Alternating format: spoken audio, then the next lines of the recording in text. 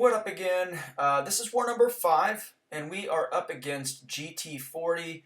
These guys are always in Master, and I think last season they were pretty close to top 3. I don't know exactly where they finished, but the point is that they're good, and frankly at this point with war, with really no updates to Alliance War in a very long time, good alliances with good players are, they're getting better and smarter with matchups. They're dying fewer times. So, every opponent at this point, if they're a perennial master level alliance, they are capable of beating anyone. And we know that going in. I think that these guys beat Noon this season. I could be wrong about that. They might have tied them. The point is that they're good, and they're not to be taken lightly at all. And, we've kind of struggled this season, too. We've had a couple good wars, and we've had a couple just ugly wars, so we're not in top 3 form at the moment. All right, so obviously you see my team there. I did bring in Cable, and I actually brought in Cable for a fight, as you guys saw in the intro. Pretty cool. But yeah, since I'm taking Emma Frost here in Section 1, I wouldn't need Cable. I would automatically get 3 genetic code entering this fight without Cable, and then once I killed her, I would gain my 4th genetic code. So, but again, the reason I brought Cable is because I'm actually going to be using him for a fight in Section 2. So, this fight is really, really straightforward. She is unawakened, so it's just kind of one of those things where you have to do a mental check before you go into this fight and just, kind of be aware that your muscle memory to invert your, dexes on her special attacks, you just need to not do that. So that's basically it, but you guys will see. I mean, I do a pretty decent job in this fight of keeping her out of diamond form, and, with the node, I think it's long distance relationship with the weaknesses. It just takes like a hair longer. So it's not a big deal. I do know that I want to get to my SP2 for the big damage. And every time she goes into diamond form, she's going to purify, I guess she's just, I don't know if it's called a purify or not, but because of Apocalypse's purify ability accuracy reduction, but she is going to be able to get rid of the poisons from my SP1 and the degen from my, or the concussion from my SP2, which you guys just saw her remove that by entering diamond form. So, again, totally fine. This node is usually pretty good for keeping your champ topped off on health because of Willpower's interaction with all those weaknesses. Pretty nice. There, I just blocked that because, I was like, I think I almost front dexed it or like rushed in, did a reverse controls dex. Anyway. Alright, so there we go, fight number 1 in the books. I definitely did not need to boost for that fight, but because they were just a small boost, and I had plenty of those small green boosts, I thought, man, if I were to somehow screw this up, it would just be an awful look for me to have not boosted. So this Kingpin fight was actually originally assigned to Liza, who's taken Path 5 there with her Omega Red. And I'm taking that Apocalypse with Magik. Not a fight I'm looking forward to, but I decided, I talked with Liza, and I told her that I was just going to go ahead and take this fight because she was unavailable. Congrats to Liza. Yesterday she bought a brand new, absolutely gorgeous, incredible car. So she was doing that stuff for a while.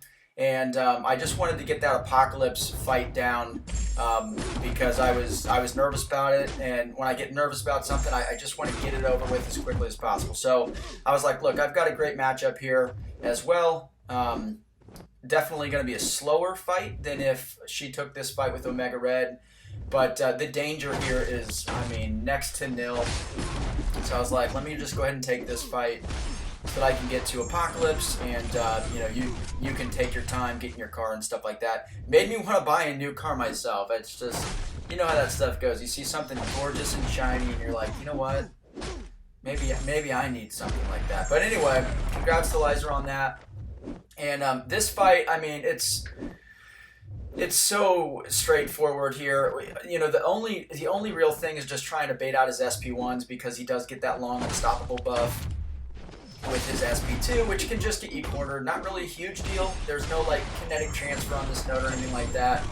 And then the other factor is just being mindful of power alternator, but you know, that's really not an issue either. So he is kind of being stingy with his SP1s, and because he got those overrun, is it overrun or overpower? I think it's overpower. Overrun, I think, is crossbones. Anyway, because he got the rage or the fury buff from overpower, his SP1s, his last couple SP1s were unblockable. But yeah, just gonna end the fight here with the burst damage from my SP1. Super simple. I'm going to use Apocalypse for one more fight in Section 2. I'll talk about that when I get there. But this was the fight that I was super nervous about. This is really good placement for Apocalypse. So you don't want to use a mutant, so that rules out a Mega Red. You can't use Archangel because he gains bleed immunity and he's a mutant. You can't use Quake, who's very, very common here because he gains evade immunity. And, you know, his power really can get out of control. So it's got power snock on it, so it's basically buffet, except they gain power instead of regeneration. You know, Warlock, again, you're not going to want to use Warlock because you're not going to be able to bleed him after he gains bleed immunity. And, you know, whatever the cooldown is on the power snack, I think it's 7 seconds, same as buffet. He's just going to eat Warlock's armor buff and gain extra power, and then this node also has backup recovery. So this is really, really strong placement for Apocalypse. And, you know, I think that the best matchup here, at least that's readily available to everybody, is Magik. You know, the only issue with Magik, as you guys are aware, probably, is that her SP2s have a very high crit rate, and if they do crit, then you're going to trigger Protect, so you're just going to have to intercept him. But, you know, any experienced Magik player should be very, very familiar with and comfortable with you know, backdraft intercepting. I am really comfortable with it. I've been playing Magik as one of my main champs for a very long time, and you know, sometimes I make a fool of myself, but usually once you get into the rhythm with Magik, you know, it's not too bad. So you will see in this fight though that you know, I mean, man, he's just so beefy. It's just crazy. I could have checked. I should have checked, but I honestly think that this guy might have placed with greater vitality. So it's the, you know, 9 out of 9 greater vitality maxed out. Gives your defender like an extra 8% total health. And that scales with modified health. So, you know, on like the boss node, for example, 8%, an extra 8% obviously is going to scale, and it's going to stay an extra 8%, even as his health pool is boosted by 1,000% from the node. So I love the place with greater vitality. I'm pretty sure this guy was too, because I mean, this took forever. Apocalypse already has a really high health pool. And my mastery build for this, if I remember correctly, I definitely had 1 point in. I had only 1 point in deep wounds, or I'm sorry, double edge. I like to run 3 points in double edge for the extra power, but because of protect, I was like, I don't need it. I do want to get a little bit of extra damage, especially from recoil, which I can just heal back from limbo.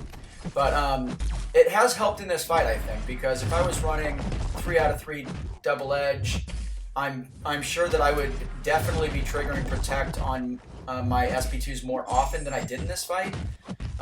But yeah, I mean, as you guys can see, I mean, we're almost up to 200 hits, and this fight is going to be over 200 hits here. But once you get them locked down, it really is safe, and you've got 5-minute timers at this point and more. So, pretty easy. He was being a little bit tricky towards the end there, just trying to catch me off with one of those dash-back intercept attempts, but I was able to manage it and get through that fight. So I was super, super pumped to be done with that one. That was the only fight I was really worried for in this war. All right, so my next two fights here, I am just moving up here to core. Geyser did take that. And I've got a rank 2 Dormammu here, and then I've got a 565 Awakened Terrax on the second node. So this fight is, well, both of these fights are stunning, stun, reflect, window of opportunity stun, I think is what it's called. This one does have one eye open, however. So you really don't ever want to hit a defender while they're stunned on this node.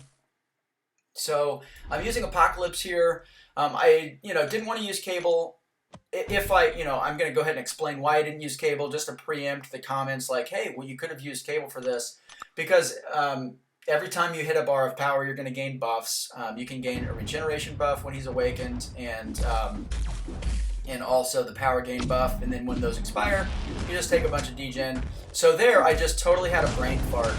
And I'm like, hey, I'm just going to block break him with a stun. But hello, dude. Stun immune while that stun reflect window is up.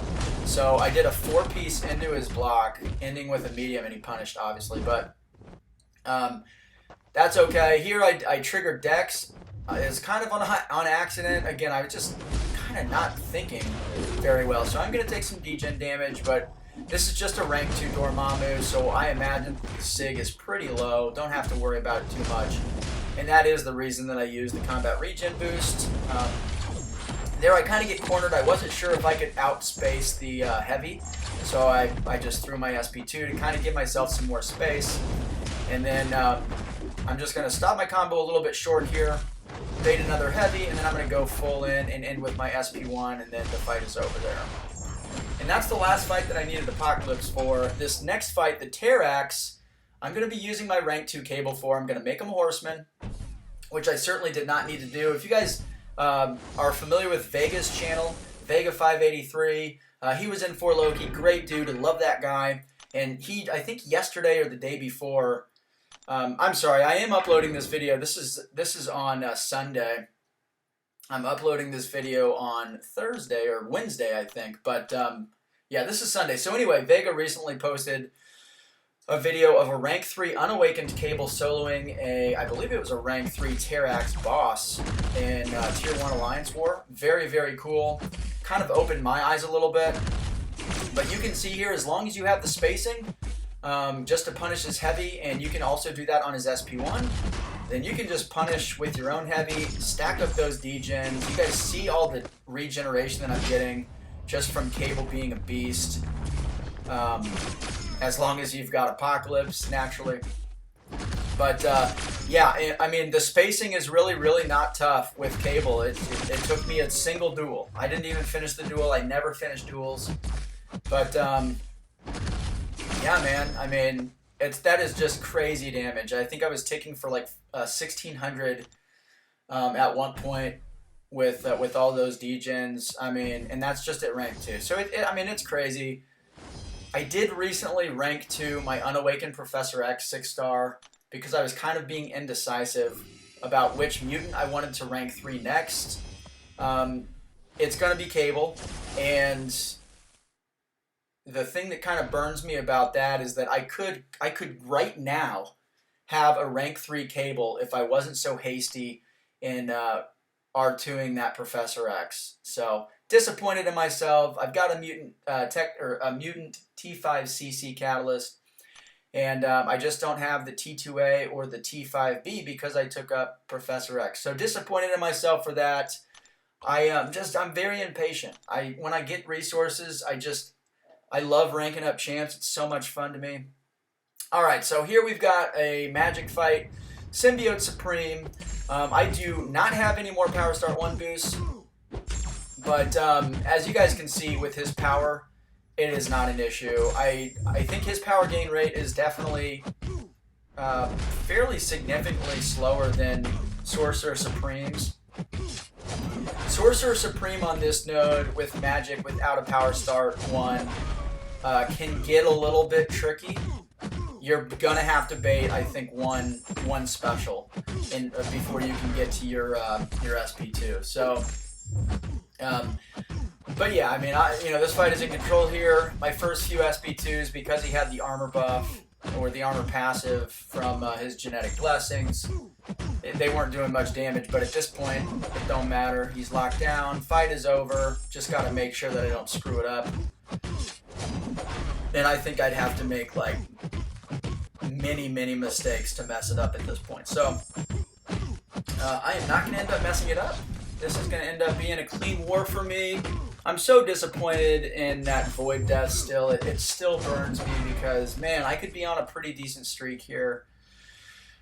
But alas, things happen. Errors in judgment, mistakes. It is what it is. So there we go. We cleared the boss. And by we, I mean Bryn, of course. And I'm going to check on our score here. We're 40. We got 10 fights left. We only died once. We've got the middle island, and then down in section 1 we still have path 9. But yeah, we ended up clearing with just a death, and I believe that they finished with 1 death in BG3 also. So we tied their group again. I think that BG3 is still undefeated this season. We've tied Noon, Kenobi, and GT40. We beat ISO 8 as a battle group, that kind of stuff. So here are the cards, guys. Liza with the silver, PWF with the gold, and Bryn, again, with the platinum card. Link to Liza and Bryn's channels in the description below. Thank you so much for watching. Subscribe, leave a like and a comment, and I will see you in the next video.